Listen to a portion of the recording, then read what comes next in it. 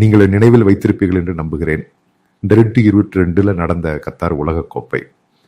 நான் ஒரு கால்பந்து நிபுணர் அல்ல, ஆனால் உலகக்கோப்பை போட்டிகளை நான் பார்த்திருக்கிறேன். அதை பற்றி அறிக்கையும் செய்திருக்கிறேன். சுமார் 3 உலகக்கோப்பைகள். முன்பே நான் துல்லியமாக கூறினேன், இந்த கத்தாரில் நடக்கும் உலகக்கோப்பை மிகப்பெரிய ஒரு தோல்வியாக ஃப்ளாப் இருக்கும் என்று. இதை சொல்வதற்கான காரணம், உலகம் முழுவதும் உள்ள பல சேனல்களும் நிபுணர்களும் பல இடங்களில் கமெண்டரி செய்து கூறியுள்ளனர். இது உலக கோப்பைக்கு ஒத்துப்போகாத வகையில் இஸ்லாமிய முறையில் நடத்தப்பட்ட ஒரு உலக கோப்பை. அப்போது கத்தாரின் மூத்த அதிகாரிகள் உட்பட பலர் கூறினர், இப்படி ஒரு உலக கோப்பையை நடத்திய கத்தார் உலகம் முழுவதும் உள்ள மக்களை உள்ளடக்க முடியவில்லை. இதை நடத்தி இவ்வளவு எதிர்மறை கருத்துக்களை உருவாக்க வேண்டிய அவசியமே இல்லை. அதேபோல் நான் கூறியதை நீங்கள் நினைவில் வைத்திருப்பீர்கள். உலக கோப்பையின் அரை இறுதி மற்றும் இறுதிப் போட்டிகளில் கூட மக்கள் இல்லை. இதற்கு எதிராக ஒரு பெரிய பிரச்சாரம் நடந்தது. LGBTQ, டிரான்ஸ்ஜெண்டர் போன்ற பல விஷயங்கள் போட்டிகள் நடக்கும் போதே ஜெர்மனி, ஈரான், பிரிட்டன் போன்ற நாடுகள் கடுமையான எதிர்ப்பை வெளிப்படுத்தின. காரணம், கத்தாரில் உள்ளவர்களுக்கு உலகம் எப்படி இருக்கிறது என்று தெரியாது. உலக கோப்பையை அவர்கள் டிவியில் பார்க்கிறார்கள் அல்லது போய் பார்க்கிறார்கள். ஆனால் உலக கோப்பை ஒரு விழாவாகும். இதை பற்றி நான் அப்போது அறிக்கை செய்த போது எனக்கு அதன் உள்ளே டிக்கெட் மற்றும் பாஸ் போன்றவை FIFA அனுப்பியிருந்தது. இந்த முறை நான் போகவில்லை. அது எனது முடிவு. போக ஆர்வம் இருந்தது. ஆனால் அவர்கள் எந்த பாதையில் செல்கிறார்கள் என்று எனக்கு புரிந்தது. அவர்கள் முழுமையாக இஸ்லாமிய முறையில் உலக கோப்பையை மாற்ற முயற்சிக்கிறார்கள். எந்த சுதந்திரமும் கொடுக்கவில்லை. அதாவது பார்வையாளர்களுக்கும் வருவோர்க்கும். நீங்கள் புரிந்து கொள்ள வேண்டும், பல மணி நேரம் முன்னதாகவே பாதுகாப்பு நடவடிக்கைகள் மேற்கொள்ளப்பட்டன. ஸ்டேடியத்திற்குள் நுழையும் போது அங்கு பீர் போன்றவை விற்பனை செய்யப்பட்டன. அதற்காக தனி இடம் உருவாக்கப்பட்டது. இந்த நவீன யுகத்தில் கேட்காத விஷயங்களைத்தான் கத்தார் ஏற்பாடு செய்தது. அவர்களிடம் ஒரு பணம் நிறைய உள்ளது. அப்போதே நான் கூறினேன், இது ஒரு பெரிய தோல்வியாக ஃப்ளாப் இருக்கும் என்று. கத்தார், நாங்கள் இப்போது ஒலிம்பிக்ஸுக்கு பிட் செய்ய போகிறோம் என்று கூறியது. நான் கூறினேன், உலகத்தில் ஒரு புல்லும் இனி அங்கு வரப்போவதில்லை. காரணம், இதை அனுபவித்தவர்கள் கூட கடுமையாக விமர்சித்தனர். அதனால் FIFAவின் அடித்தளம் கூட அசைந்தது. இப்போது என்ன நடந்தது? கத்தாரின் பிரதமர் அப்துல் ரஹ்மான் அல் தானி சமீபத்தில் ஒரு அமெரிக்க பத்திரிகையாளரிடம் நீண்ட நேரம் பேட்டி அளித்தார். அவர் முன்பு ஃபாக்ஸ் நியூஸ் ஆங்கராக இருந்தவர் கார்ல்சன் டக்கர். அவருக்கு ஒரு முழு பேட்டி அளித்தார், சுமார் 1.5 மணி நேரம். இந்த அல்தானி முன்பு வெளியுறவுத்துறை அமைச்சராகவும் பிரதமராகவும் இருந்தவர். ஒரு கல்விமானான அரபியர். அவர் துல்லியமாக கூறினார், தவறுகள் நடந்துள்ளன. உண்மையில் தவறுகள் நடந்துள்ளன. காரணம், இஸ்லாமிய உலகத்தை பற்றி மேற்கத்திய நாடுகளும் உலகமும் படிக்கவில்லை. எங்கள் கலாச்சாரத்திற்குள் மற்ற கலாச்சாரங்கள் நுழைய எங்களால் அனுமதிக்க முடியாது. இதில் பிரச்சனைகள் ஏற்பட்டன. எங்களுக்கு பல விஷயங்களை கற்றுக்கொள்ள முடியவில்லை. இதுதான் நான் கூறியது, உலகக்கோப்பை இப்படி நடத்தப்படக்கூடாது. என்னுடன் பள்ளியிலும் கல்லூரியிலும் படித்த பல நண்பர்கள் தோஹாவில் இருந்து என்னை அழைத்து, நீ சொன்னது சரியில்லை, இது ஒரு பெரிய மகத்தான நிகழ்வு என்று கூறினர். அவர்கள் வாழ்நாளில் இந்த உலக கோப்பையை நேரில் பார்த்திருக்கிறார்களா? இதை டிவியில் தான் பார்த்திருக்கிறார்கள். இது உலக கோப்பை என்றால் என்ன? அங்கு போய் இந்த உலக கோப்பை நடக்கும் ஒவ்வொரு நாளும் பல ஸ்டேடியங்களில் போய் பார்ப்பது என்பது சிறிய விஷயம் அல்ல.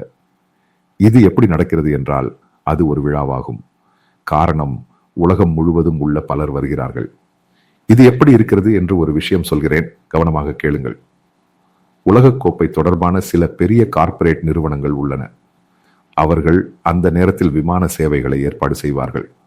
அவர்களின் 2 வருட விடுமுறையை அந்த நேரத்தில் எடுப்பார்கள். காரணம், கால்பந்து தான் முக்கியமாக நடக்கிறது.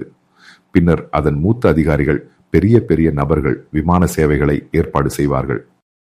அவர்கள் அதே போல் குரூஸ் கப்பல்களையும் அந்த நேரத்தில் ஏற்பாடு செய்வார்கள். முழுமையாக உலக கோப்பையை அனுபவிக்கிறார்கள். நீங்கள் அதே போல் எந்த ஒரு கார்ப்பரேட் நிறுவனமும் கத்தாருக்கு வந்து இதை சொல்ல முடியுமா? அதுதான் அதன் தோல்வி, ஃப்ளாப் என்று கூறப்படுகிறது.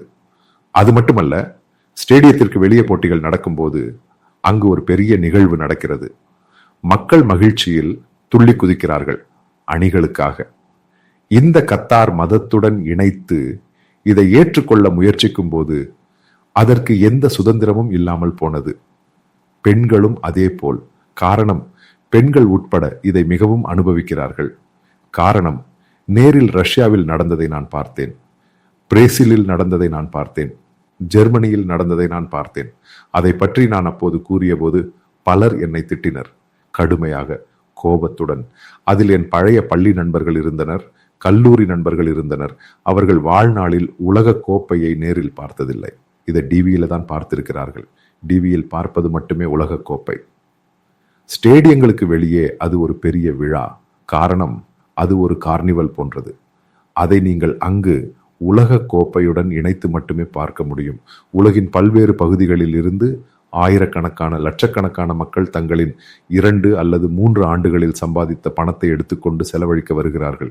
இதற்குள் இஸ்லாமிய ஆடை குறியீடு, கோப்பு, கோடு, அது தேவை, இது தேவை என்று சிலர் இஸ்லாத்தை கற்றுக் கொடுக்க முயற்சிக்கிறார்கள். ஜாகீர் நாயக் இஸ்லாத்தை கற்றுக் கொடுக்க போகிறார். இது அர்த்தமில்லாதது. உலக கோப்பை இப்படி இல்லை.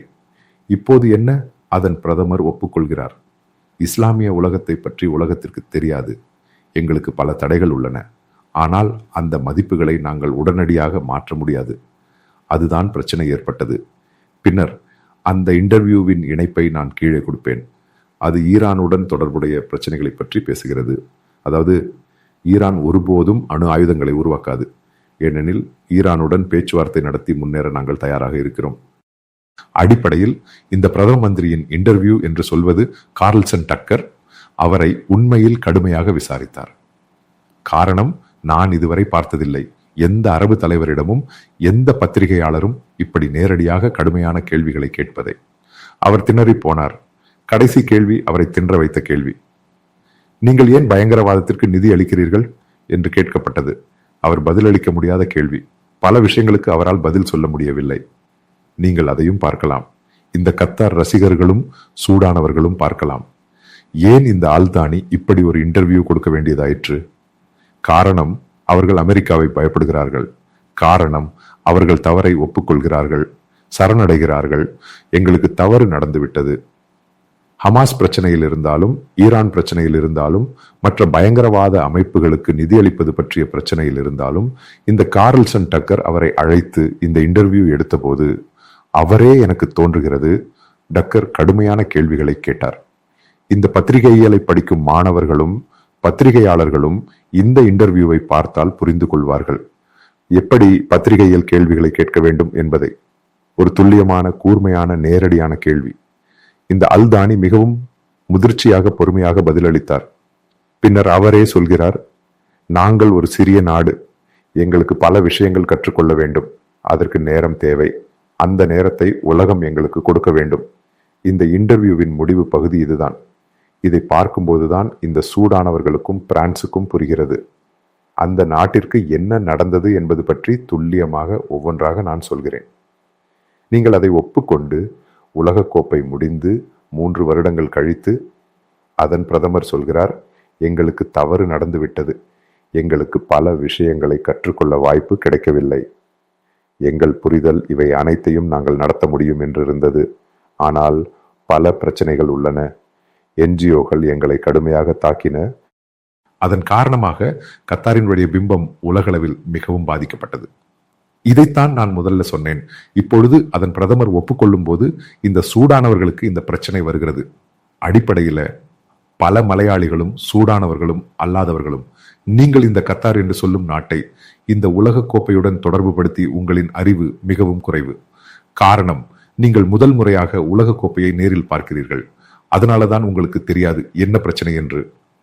நீங்கள் ரஷ்ய உலக கோப்பையிலும் ஜெர்மன், பிரேசில் உலக கோப்பையிலும் போனால் நாம் அங்கு செல்லும் போது விமான நிலையத்தில் இறங்கும் போதே நமக்கு ஒரு உணர்வு ஏற்படும், ஏதோ ஒரு பெரிய நிகழ்வு நடக்கப் போகிறது என்று. இந்த முறை இங்கே என்ன நடந்தது? சோகமாக இஸ்லாமிய பழக்க வழக்கங்களையும் சடங்குகளையும் கொண்டு வந்து உலக கோப்பையில் எப்படி இணைக்க முடியும்? இது முழுமையான தோல்வியாகிவிட்டது. அன்று நான் இதை சொன்னபோது நீங்கள் என்னை எதிர்த்தீர்கள். ஆனால் இப்போது அவர்களின் பிரதமர் சொல்கிறார், இது ஒரு தோல்வியாகிவிட்டது. இதைத்தான் நான் சொன்னேன். அன்று என்னை திட்டியவர்கள் இன்றாவது ஒரு முறை பின்னோக்கி பாருங்கள். என்ன தவறு நடந்தது? அந்த பிரதமர் தவறை சரி செய்ய தயாராக இருக்கிறார். ஏனெனில் எங்களுக்கு கற்றுக்கொள்ள நேரம் தேவை. எங்களுக்கு குறைபாடுகள் உள்ளன, அதை சரி செய்ய வேண்டும். இல்லையெனில் உலகம் கூட எங்களை ஏற்காது. பின்னர் என்ன அடுத்த புள்ளி? இஸ்லாமிய உலகத்தை பற்றி உலகம் கற்றுக்கொள்ள வேண்டும். ஏனெனில் நாங்கள் மிகவும் பின்தங்கியவர்கள். இதைத்தான் நான் சொன்னேன். இதைத்தான் அவர் ஒப்புக்கொள்கிறார். மிகவும் எளிமையானது. 2022 கத்தார் உலக கோப்பை என்றால் அது முழுமையான தோல்வியாக இருந்தது. அதற்குள் மக்கள் இல்லை. கத்தார் அங்குள்ள மக்கள் கொஞ்சம் பெண்கள் மேலாடை இல்லாமல் போன போது காரணம் மேற்கத்திய கலாச்சாரம்.